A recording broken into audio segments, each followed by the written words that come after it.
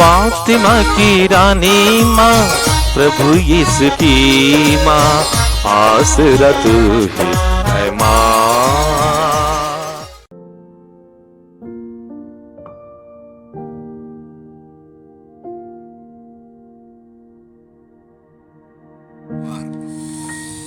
पहला पाठ निर्गमन ग्रंथ अध्याय 16 पद संख्याएं 1 से 5, 9 से 15 तक। इस्राएली एलीम से आगे बढ़े। मिस्र देश से निकलने के बाद दूसरे महीने के 15वें दिन इस्राएलियों का सारा समुदाय एलीम और सिनाई के बीच सीन नामक मरुभूमि पहुंचा। इस्राएलियों का सारा समुदाय मरुभूमि में मूसा और हारून के विरुद्ध भुनभुनाने लगा। इस्राएलियों ने उनसे कहा, हम जिस समय मिस्र देश में मांस की हड्डियों के सामने बैठते थे और इच्छा भर रोटी खाते थे, यदि हम उस समय प्रभु के हाथ पर गए होते तो कितना अच्छा होता।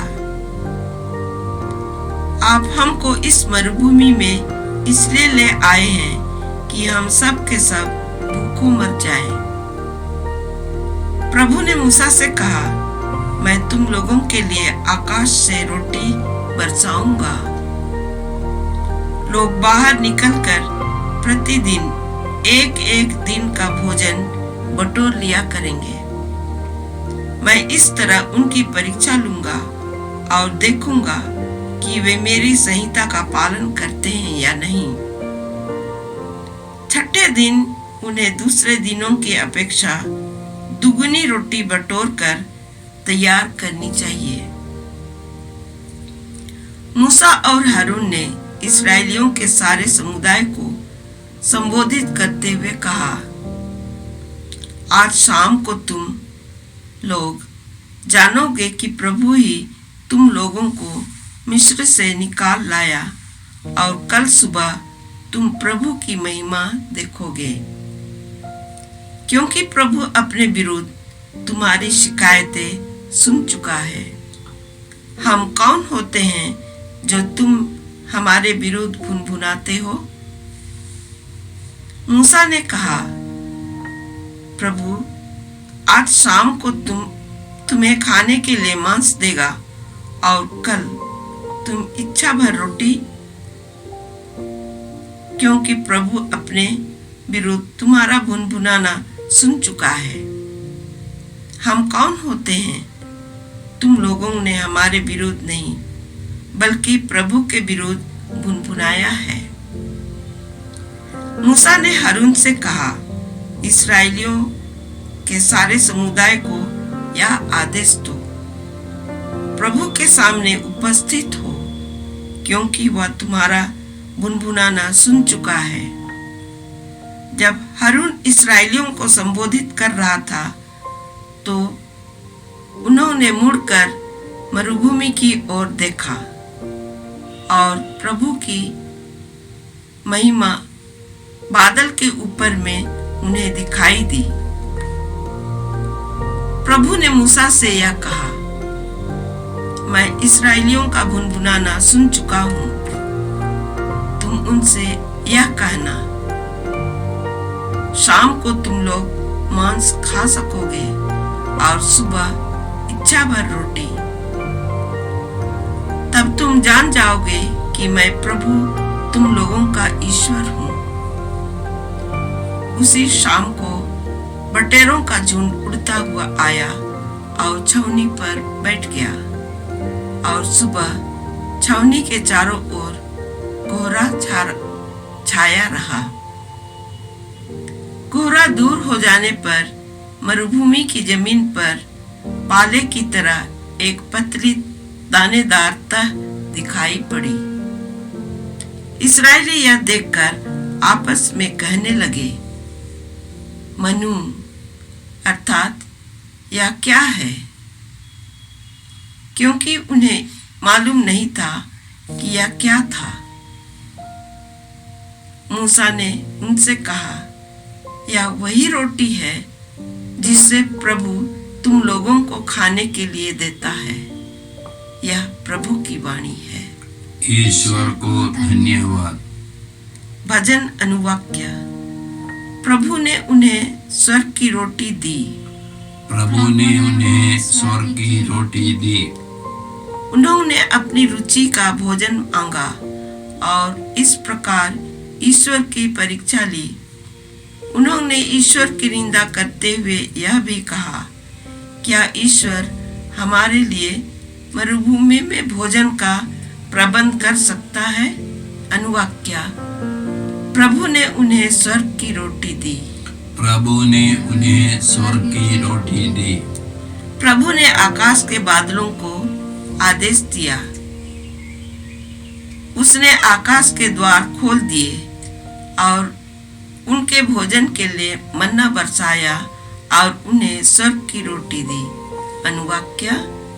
प्रभु ने उन्हें स्वर्ग की रोटी दी। प्रभु ने उन्हें स्वर्ग की रोटी दी। मनुष्य ने स्वर्गदूतों की रोटी खाई। प्रभु ने उन्हें भरपूर भोजन दिया। उसने आकाश में पुरवाई चलाई और अपनी शक्ति द्वारा दाखिना बहाई। अनुवाक्या। प्रभु ने उन्हें स्वर्ग की रोटी दी। प्रभु ने उन्हें स्वर्ग की रोटी दी। उसने धूल की तरह उन पर मांस बरसाया और उनके शिविर के बीचों बीच तथा उनके तंबुओं के चारों ओर समुद्र की रेत की तरह पक्षियों को गिराया। अनुवाक्या। प्रभु ने उन्हें स्वर्ग की रोटी दी। प्रभु ने उन्हें स्वर्ग की रोटी दी। जय घोष। हालेलुया। बीज ईश्वर का वचन है और बोने वाले हैं मसीह। जो उन्हें पाता है वह अनंत काल तक जीता रहेगा। हालेलुया। प्रभु आप लोगों के साथ हो और आपकी आत्मा के साथ। संतमती के अनुसार पवित्र सुसमाचार। हे प्रभु तेरी महिमा हो। अध्याय 13 पद संख्या 1 से 9 तक। यीशु किसी दिन घर से निकलकर समुद्र के किनारे जा बैठे। उनके पास इतनी बड़ी भीड़ इकट्ठी हो गई कि वह नाव पर चढ़कर बैठ गए और सारी भीड़ तट पर बनी रही। वह दृष्टांतों द्वारा उन्हें बहुत सी बातें समझाने लगे। उन्होंने कहा, सुनो, कोई बोने वाला बीज बोने निकला। बोते बोते कुछ बीज रास्ते के किनारे गिरे और आकाश के पक्षियों ने आकर उन्हें चुग लिया। कुछ बीज पथरीली भूमि पर गिरे जहां उन्हें अधिक मिट्टी नहीं मिली। वे जल्दी ही उग गए क्योंकि उनकी मिट्टी गहरी नहीं थी। सूरज चढ़ने पर वे झुलस गए और जड़ न होने के कारण सूख गए। कुछ बीज कांटों में गिरे और कांटों ने बढ़कर उन्हें दबा दिया। कुछ बीज अच्छी भूमि पे गिरे और फल लाए, कुछ 100 गुना, कुछ 60 गुना और कुछ 30 गुना। जिसके सुनने के कान हो वह सुन ले। प्रभु का सुसमाचार। हे क्रिस्त तेरी स्तुति हो। जय यीशु क्रिस्त में प्रिय भाई और बहनों, आज के पहले पाठ में निर्गमन ग्रंथ अध्याय 16 से हमने यह सुना कि इस्राएली लोग मूसा और हारून के नेतृत्व में मिस्र देश से भागकर सीन नामक मरुभूमि पहुंचे। मिस्र देश से निकलने के दूसरे महीने के 15वें दिन वे लोग वहां पहुंचे थे। वहां भोजन नहीं था। वे लोग, इस्राएली लोग शिकायत करने लगे। मूसा और हारून के विरोध में भुनभुनाने लगे। उनका कहना था कि हम लोग मिस्र देश की गुलामी में मर जाते, यहाँ भोजन नहीं है, हम लोग भूखों मर रहे हैं। ईश्वर ने उनकी शिकायत सुनी। उनकी शिकायत सुनकर ईश्वर ने मूसा को बताया कि मैंने उनकी शिकायत सुनी है कि कल सुबह वे लोग ईश्वर की महिमा देखेंगे। सुबह स्वर्ग से रोटी दी जाएगी और शाम को बटेरों को भेजकर उनको मांस खिलाया जाएगा। तो मूसा ने हारून को बताया कि इस्राएलियों को संबोधित करो और उनको कह दो कि ईश्वर स्वर्ग से भोजन का प्रबंध करेगा और हर रोज सुबह उनको भोजन बटोरना है। आसमान से एक विशेष भोजन उतरा और उनको मालूम नहीं था, इस्राएलियों को मालूम नहीं था कि यह क्या है। उन्होंने पूछा मनाहू यह क्या है, और उस भोजन का नाम पड़ा मन्ना। साथ साथ उन्होंने देखा शाम को बटेरों का झुंड छावनी पर आकर बैठे। अन्य जगह से हमको पता चलता है भारी संख्या में, लाखों की संख्या में उनको भोजन का प्रबंध हो गया। तो ईश्वर ने उनको भोजन दिया सुबह और शाम, सुबह रोटी और शाम को मांस। इसकी शुरुआत हम लोग उत्पत्ति ग्रंथ में पढ़ते हैं। उत्पत्ति ग्रंथ में ईश्वर ने मनुष्य को बनाया और मनुष्य के लिए भोजन की व्यवस्था की। ईश्वर ने इस पृथ्वी की हरियालियों को भोजन के रूप में दिया। कहने का मतलब न केवल ईश्वर ने मनुष्य को बनाया, उसके जीवन के लिए, जीवन को जारी रखने के लिए भोजन की व्यवस्था की है। पेड़ पौधों की हरियाली, उनके फल फूल हम लोग खा सकते हैं। ईश्वर हमारे लिए प्रबंध करता है। और साथ साथ हम लोग यह भी महसूस करते हैं कि हम लोग शिकायत करने पर भी ईश्वर हमको प्यार करता है।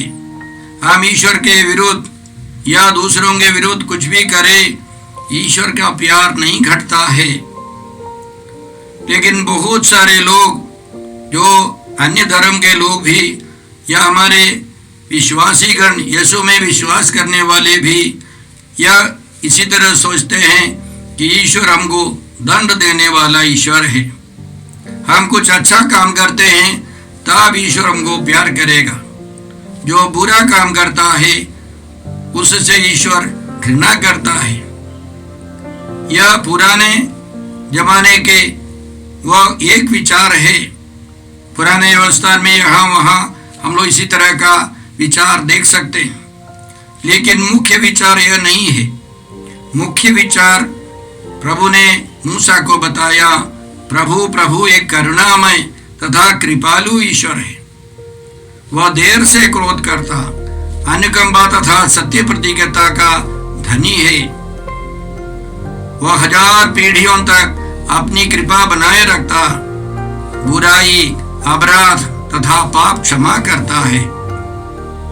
बहुत सारे लोग यीशु आने के बाद भी, नए व्यवस्था पढ़ने के बाद भी पुराने व्यवस्था की कुछ विचारधारा ईश्वर दंड देने वाला है। बहुत अच्छा जीवन बिताने पर खुश होने वाला ईश्वर, बुराई करने पर दंड देने वाला बहुत बड़े पुलिस ऑफिसर या हत्यारा या आतंकवादी जैसा एक ईश्वर वैसा नहीं है। ईश्वर हम सबों को प्यार करता है। अनादिकाल से ईश्वर ने हमको प्यार किया है। नबियों के द्वारा और अंतिम में प्रभु यीशु के द्वारा ईश्वर ने हमको यह बताया कि तुम्हारा पाप कितना भी भयंकर हो, मैं तुमको प्यार किया है। हाँ, प्रभु यीशु ने हमको आश्वासन दिया है, जिस प्रकार पिता ने मुझको प्यार किया है उसी प्रकार मैंने भी तुम लोगों को प्यार किया है। मेरे प्रेम में दृढ़ बने रहो। अन्य जगह पर यीशु समझाते हैं, ईश्वर ने संसार को इतना प्यार किया कि उसने उसके लिए अपने इकलौते पुत्र को अर्पित कर दिया।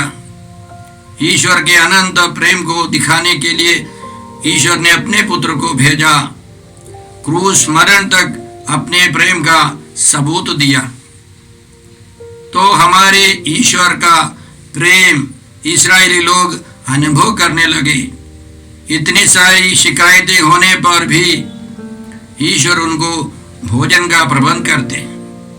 सुबह रोटी और शाम को मीट मांस का प्रबंध, क्योंकि हमारा ईश्वर करुणामय है। हमको भोजन देने के लिए ईश्वर चाहता है। ईश्वर हमारे लिए भोजन की व्यवस्था करता है। तो हम उस प्रभु पर विश्वास रखें, भरोसा रखें। साथ साथ हम लोग देखते हैं कि उन इस्राएलियों के बीच में कुछ लोगों ने ज्यादा बटोर लिया है। जितनी जरूरत है उतना ही बटोरना है। जिन्होंने अधिक बटोरा वह सब सड़ गया, और जिन्होंने कम बटोरा उनके लिए कोई कमी नहीं थी। ईश्वर प्रबंध करता है, और ईश्वर यही सिखाता है, हमको बटोर कर नहीं रखना है। हमको बहुत भविष्य की ज्यादा चिंता नहीं करनी है। भविष्य के बारे में, भविष्य के लिए ईश्वर प्रबंध करेगा। साथ साथ मनुष्य के अंदर यह लालच, यह प्रवृत्ति बनी रहती है। ईश्वर चाहता है कि हम लोग यह सब छोड़कर प्रभु पर भरोसा रखें। इसलिए यीशु ने आकर हमको समझाया, चिंता नहीं करो, तुम्हारा जी घबराए नहीं, ईश्वर में विश्वास करो और मुझ में भी विश्वास करो। उसके अलावा यीशु ने समझाया, चिंता करने से तुम्हारी आयु की एक घड़ी भी तुम बढ़ा नहीं सकते हो। प्रभु पर भरोसा रखना है। लेकिन हम लोग देखते हैं कई लोग स्वार्थी है। ईश्वर चाहता है वे सब अपनी स्वार्थता छोड़कर प्रभु के पास आए। प्रभु के अनंत प्रेम को देख करके हम लोग उन पर भरोसा रखें। साथ साथ टाइपोलॉजी के दृष्टिकोण से हम देखेंगे, ईश्वर हमको परम प्रसाद के लिए, सच्ची रोटी के लिए तैयार कर रहा था। स्वर्ग से जो भोजन मिला वो मन्ना, वह परम पवित्र संस्कार नहीं था, परम प्रसाद नहीं था। रोटी बढ़ाने के बाद परम प्रसाद के बारे में शिक्षा देते वक्त यीशु ने उनको समझाया, तुम्हारे पूर्वजों ने मरुभूमि में मन्ना खाया था, फिर भी वे मर गए। मैं जिस रोटी के विषय में कहता हूँ वह स्वर्ग से उतरती है, और जो उसे खाता है वह नहीं मरता। स्वर्ग से उतरी हुई वह जीवंत रोटी मैं हूँ। यदि कोई वह रोटी खाएगा तो वह अनंत काल तक जीवित रहेगा। जो रोटी मैं दूंगा वह संसार के जीवन के लिए अर्पित मेरा मांस है। यीशु ने आगे समझाया, जो मेरा मांस खाता और मेरा रक्त पीता है उसे अनंत जीवन प्राप्त है। मैं उसे अंतिम दिन पुनर्जीवित कर दूंगा, क्योंकि मेरा मांस सच्चा भोजन है और मेरा लहू सच्चा पेय। जो मेरा मांस खाता और मेरा रक्त पीता है वह मुझ में निवास करता है और मैं उसमें। जिस तरह जीवंत पिता ने मुझे भेजा है और मुझे पिता से जीवन मिलता है, उसी तरह जो मुझे खाता है उसको मुझसे जीवन मिलेगा। यही वह रोटी है जो स्वर्ग से उतरी है। यदि कोई वह रोटी खाएगा तो वह सदा जीवित रहेगा। तो ईश्वर इस्राएलियों को परम प्रसाद के लिए रोटी में उपस्थित यीशु के लिए तैयार कर रहे थे। हम इन बातों को सुनते हैं, पढ़ते हैं, तो हम पिता ईश्वर को धन्यवाद देते हैं उनकी मुक्ति योजना के लिए। हमारे अनंत जीवन के लिए प्रभु ने हमारे लिए जो प्रबंध किया है, सबसे अंतिम में अपने पुत्र के शरीर और लहू हम सबों को परम प्रसाद के रूप में, स्वर्गीय रोटी के रूप में दिया है। उसके लिए हम धन्यवाद देते हैं। और हम इस्राएलियों के समान नहीं और बढ़कर यीशु के शिष्यों के समान स्वर्गीय मन्ना के लिए तरसते रहें। आज के सुसमाचार में हमने सुना कि प्रभु यीशु अपना पहला दृष्टांत सुनाते हैं। अध्याय 13, सन्मति का अध्याय 13 उनका यीशु का तीसरा प्रवचन है। इसमें सबसे पहला दृष्टांत यीशु देते हैं। इस दृष्टांत के अनुसार बोने वाला एक व्यक्ति बीज बोने निकला। बोते बोते उसने कुछ बीज रास्ते के किनारे गिरा दिए। वे सब बर्बाद हो गए। चिड़ियों ने आकर उन सबों को चुग लिया। वे बीज बेकार हो गए। कुछ बीज पथरीली भूमि पर गिरे। जल्दी वे उग गए, लेकिन सूरज निकलने पर वे सब सूख गए, झुलस गए। उनसे भी कोई फल नहीं मिला। और कुछ बीज कांटों के बीच गिरे। वे कांटों के साथ, पौधों के साथ बढ़े, लेकिन बाद में आगे चलकर कांटों ने उन सबों को दबा दिया। वे भी फल नहीं ला सके। कुछ बीज अच्छी भूमि पर गिरे और उन्होंने अच्छी फसल उत्पन्न की। 100 गुनी, 60 गुनी और 30 गुनी फसल। तो इस दृष्टांत में, सभी दृष्टांतों में यीशु विशेष करके स्वर्गीय रहस्य सिखाना चाहते हैं। सबसे पहले जो 3 प्रकार के जो बीज या 3 जगह पर गिरने वाले बीज फसल नहीं ला सके, इसकी जो टिप्पणी है वो यीशु खुद देते हैं। जो रास्ते के किनारे गिरे हैं, उनकी समस्या शैतान आकर उन बीजों को, उन वचनों को लेकर शैतान ने बर्बाद कर दिया। और इसका कारण भी यीशु बोलते हैं इसी अध्याय के 19वां वचन में कि जो वचन सुनते लेकिन समझते नहीं है, तो उनके हृदय से, उनके मन से शैतान वचन ले जाता है। संत लूकास के सुसमाचार अध्याय 8 पद संख्या 12 में यीशु कहते हैं कि वचन सुनने पर लोग विश्वास करेंगे और मुक्ति पाएंगे, इसलिए शैतान वचन ले जाता है। तो सबसे पहले हम लोग फल नहीं उत्पन्न करते हैं, हमारा दुश्मन शैतान है। दूसरे और तीसरे दृष्टांत हिस्से में जो बीज पथरीली भूमि पर गिरे या कांटों में गिरे, वे सांसारिक समस्या से, व्यक्तिगत चिंताएं, धन का लालच और इस दुनिया की मोह माया, उन सबों में फंसकर लोग फल उत्पन्न नहीं करते। तो हम देखते हैं कि शैतान और संसार की मोह माया से बहुत सारे लोग फल नहीं लाते हैं, स्वर्ग राज्य के लिए फल उत्पन्न नहीं कर सकते हैं। लेकिन आशा का विषय यह है कि बहुत सारे लोग अच्छी तरह फसल उत्पन्न करते हैं। ईश्वर का वचन अच्छे दिल में, अच्छे मन में, अच्छे व्यक्तियों के हृदय में वचन अंकुरित होकर वह फल लाता है। हर दृष्टांत में यीशु विशेष एक नया मोड़ लाते हैं। इसमें सबसे बड़ा नया मोड़ क्या है कि कोई भी बीज 100 गुना फल नहीं ला सकता है। हम लोग एक धान निकाल करके रोपेंगे, हो सकता है 100 बीज मिले, धान उसमें से 100 धान का टुकड़ा मिले, दाना मिले। लेकिन 100 कुंडल हम लोग खेती करेंगे तो उसका 100 गुना, या 1 कुंटल हम लोग रोपे, धान रोपे, बीज गिराए, तो 100 कुंटल नहीं मिलता है। यह बिरले ही होता है, यह असंभव सा है। कई विज्ञान के डॉक्टर लोग सब बोलते हैं कि 100 गुना फसल नहीं होती है।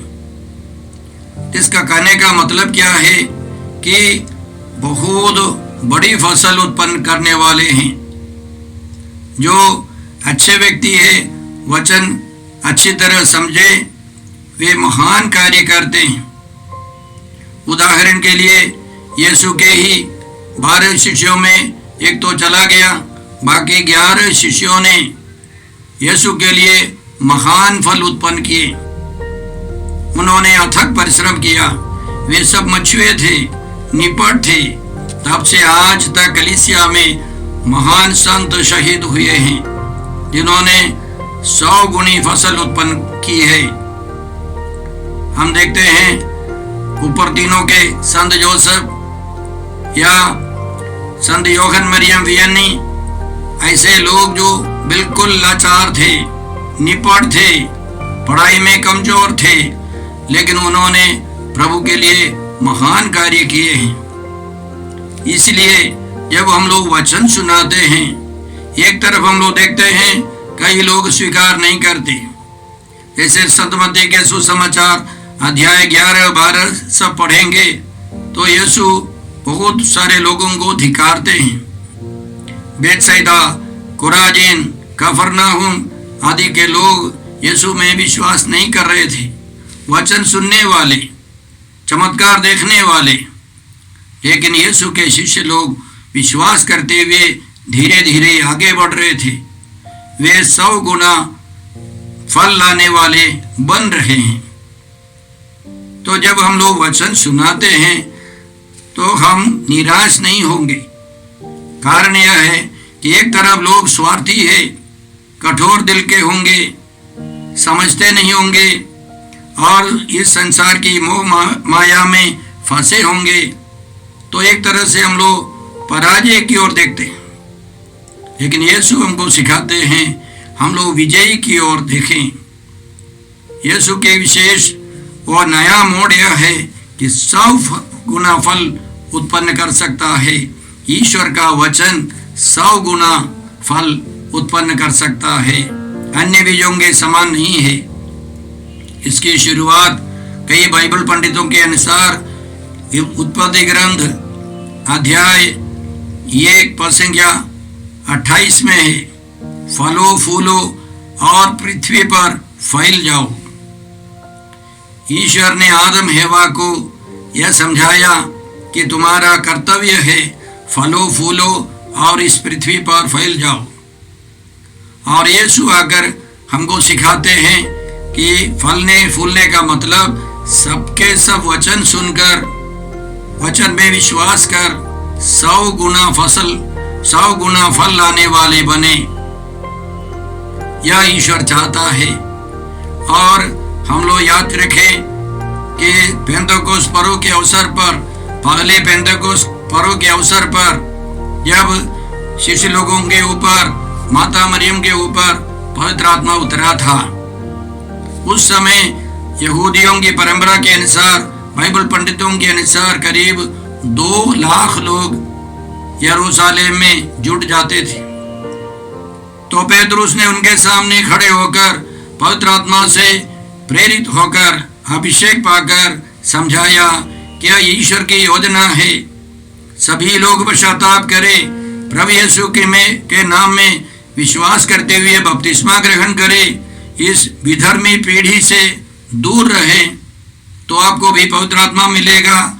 पवित्र आत्मा की शक्ति बढ़ती जाएगी। सुनने वाले कई लोगों ने विश्वास किया। उस दिन 3000 लोगों ने बपतिस्मा ग्रहण किया। उसी तरह धीरे धीरे कलीसिया का विस्तार हुआ। अब याद रखें, संसार भर में करीब 120 करोड़ कैथोलिक ईसाई हैं। प्रोटेस्टेंट भाई बहनों को जोड़ने पर करीब 200 करोड़ लोग यीशु के विश्वासी हैं, यीशु में विश्वास करने वाले हैं। फिर भी हम लोग को प्रार्थना करनी है, हम लोगों को प्रयास करना है। इस दुनिया के 800 करोड़ लोगों में सबके सब वचन ग्रहण करे, वचन पाए, वचन से वचन ग्रहण करके 100 गुना फल लाए। यह ईश्वर की योजना है, यीशु चाहते हैं। जैसे पहले पाठ में हम लोगों ने सुना कि कुछ लोगों ने जाकर के बहुत बटोरा, जो बेसी थी वह सब, जो एक्स्ट्रा था वो सब सड़ गया, और जिन्होंने कम बटोरा उनके लिए पर्याप्त मात्रा में ईश्वर ने भोजन दिया। उसी तरह यीशु समझाते हैं कि इस दुनिया में अभी भी कई लोग स्वार्थी हैं, इस दुनिया की मोह माया में, लालच में सब फंस कर रहते हैं। हमको प्रार्थना करनी है कि वे सब यीशु की ओर आकर्षित हो जाए, दुनियादारी छोड़कर प्रभु के वचनों को सुने और उनके अनुसार पश्चाताप कर पवित्र आत्मा पाए। कल एक महिला मेरे पास आई वचनधारा में छपवाने के लिए, साक्ष्य लिखवाने के लिए। उनका कहना था कि वह पहले यीशु को नहीं जानती थी, धीरे धीरे उसने यीशु को जाना, बाइबल पढ़ने लगी और यीशु में विश्वास कर उसने बपतिस्मा ग्रहण किया। वह प्रभु को इतना प्यार करती है और विश्वास करती है कि उसको हर रोज परम प्रसाद चाहिए, और प्रभु की कृपा से इस महामारी के दौरान भी उसको परम प्रसाद मिलता रहा। उसका कहना है, मैं प्रेम से, आनंद से, बड़ी खुशी से जीवन बिताती हूँ। मैं चाहती हूँ कि मेरे परिवार के सदस्य भी यीशु को जाने, मुक्ति प्राप्त करें। इसी तरह ईश्वर विशेष रूप से किसी किसी को भी फल उत्पन्न करने के लिए चुनता है, और सबों की बुलाहट है कि सबके सब ईश्वर की ओर आकर्षित हो जाए, मुक्ति पाए। लेकिन कोई विशेष रूप से यह कृपा स्वीकार करता है। आइए हम प्रार्थना करते हैं। हे अब्बा पिता, हे प्रभु यीशु, हे पवित्र आत्मा ईश्वर, आज के सब ईश वचनों के लिए हम धन्यवाद देकर प्रार्थना करते हैं, हमारे हृदयों को अच्छी भूमि के समान बना दे। ईश्वर का वचन पनप कर 100 गुनी फसल लाए। हम यह प्रार्थना करते हैं प्रभु क्रिस्त के द्वारा। हमारे प्रभु यीशु क्रिस्त की कृपा, ईश्वर का प्रेम और पवित्र आत्मा का साहचर्य आप सबों को प्राप्त हो। आमीन।